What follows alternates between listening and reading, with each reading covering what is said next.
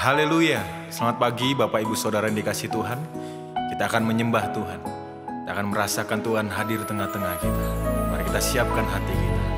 Haleluya Yesus. Engkau yang lebih tahu cara untuk membuka jalanku. Engkau yang lebih mengerti cara untuk menolong hidupku. Ku percaya Kau Tuhan yang tak pernah gagal, menjadikanku lebih dari pemenang. Percaya Kau Tuhan yang tak pernah lalai, menepati janji-janji-Mu.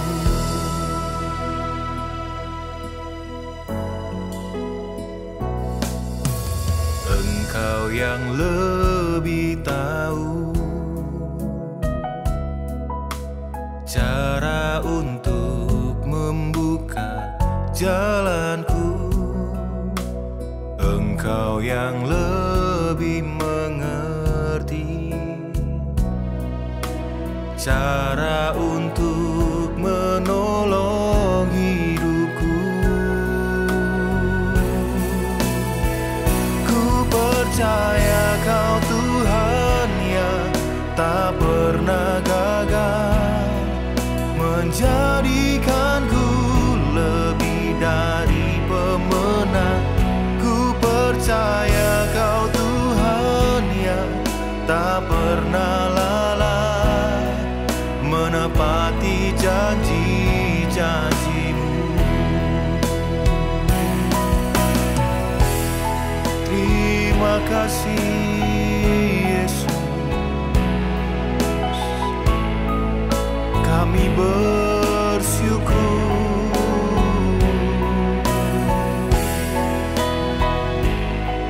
Haleluya, haleluya, haleluya.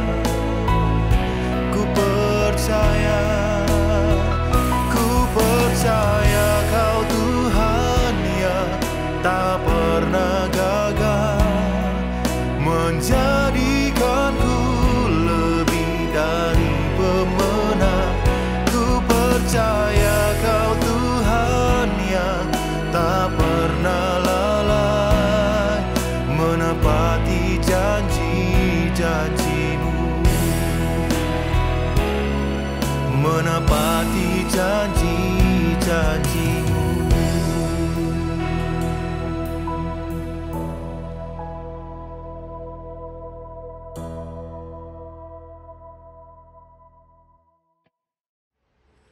Selamat pagi Bapak Ibu, saudara-saudari yang dikasihi oleh Tuhan. Bersyukur oleh karena kasih karunia Tuhan pada pagi hari ini kita boleh kembali sama-sama diisi oleh kebenaran firman Tuhan.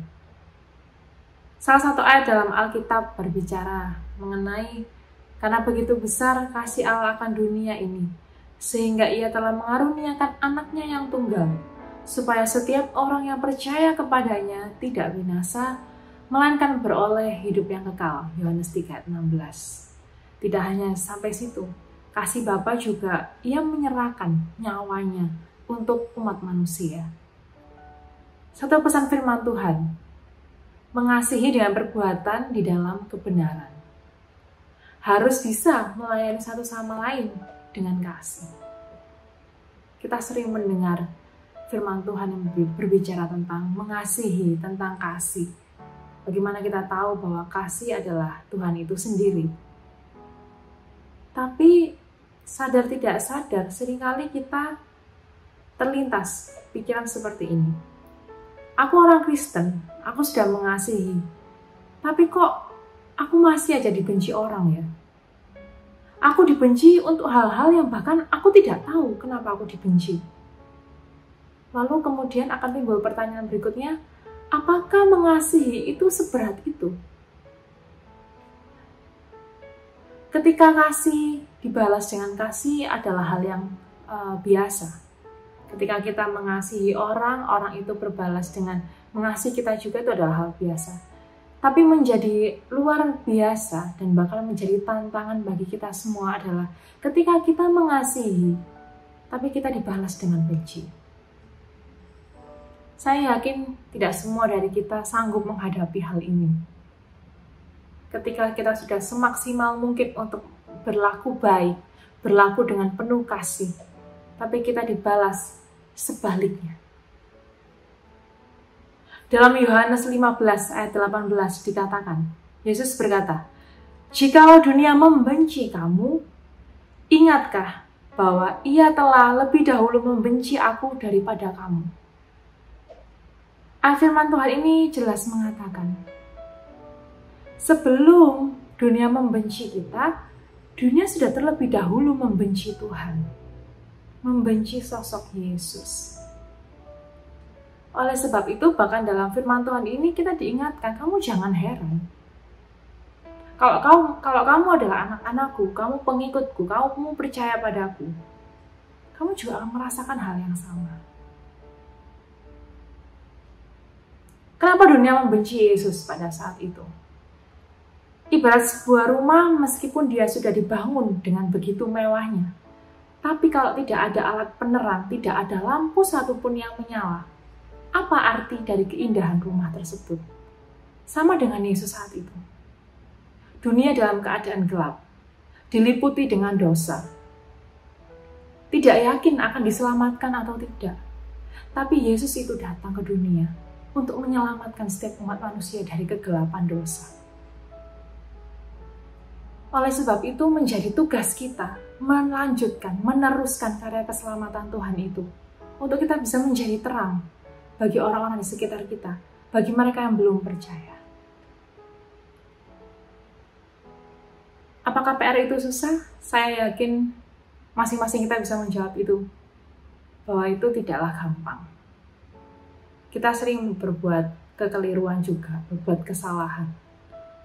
Tapi satu hal yang harus kita ingat, tetaplah kita menjadi berkat bagi orang-orang sekitar kita. Sama-sama kita berproses dalam Tuhan. Mengasihi dengan tulus hati. Apapun balasannya, tetaplah mengasihi. Menjadi saksi sampai ke ujung bumi. Kita pernah dengar itu juga dalam ayat firman Tuhan. Biarnya juga menguatkan kita. Oh iya, saya harus jadi saksi sampai ke ujung bumi. Kalau dalam hal mengasihi saja sulit, bagaimana saya bisa menjadi saksi sampai ke ujung bumi? Saya teringat saat firman Tuhan dibawakan pada saat penghiburan minggu lalu, dibahas soal mengampuni. Satu hal yang saya catat, mengampuni itu seperti Tuhan sudah mengampuni kita terlebih dahulu. Jadi alasan ketika kita harus mengampuni mereka yang membenci kita, ya karena Tuhan sudah mengampuni kita terlebih dahulu. Ketika Tuhan sudah berbelas kasihan memberikan pengampunan dalam kehidupan kita, harusnya kita pun juga harus berlaku yang sama kepada orang-orang sekitar kita. Saya yakin Tuhan akan memimpin kita, bahkan Tuhan akan menuntun kita untuk kita membalas setiap perlakuan orang dengan kasih. Ketika kita sudah mengasihi, kita tidak lagi membenci, tapi kita mau berbalas mengasihi lebih lagi satu sama lain untuk kemuliaan nama Tuhan, puji nama Tuhan. Kita sama-sama berdoa. Kami bersyukur Tuhan pada firman-Mu pagi hari ini kembali mengingatkan kami untuk kami tidak membalas kejahatan dengan kejahatan. Untuk kami boleh memahami, untuk kami boleh mengerti ketika kasih kami dibalas oleh kebencian.